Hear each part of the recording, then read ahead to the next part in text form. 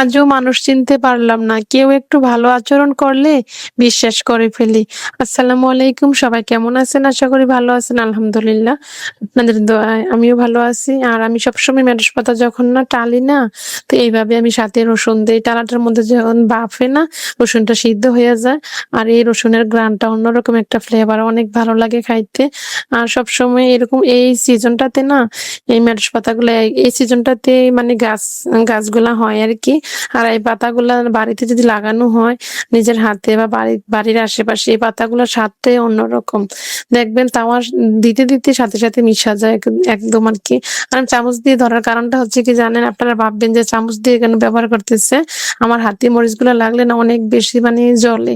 আর এমনিতেও ভর্তাটা আমি বেশি বানাইতে পারি না। বানাইতে পারি, যদি মরিচ লাগে না হাতগুলা অনেক জ্বলে আরকি। তার জন্য হ্যাঁ, একটু চামচের ব্যবহারটা করছি আরকি। আর আমি সবসময় মেথি পাতার ভর্তাটা এইভাবে রেডি করি আরকি।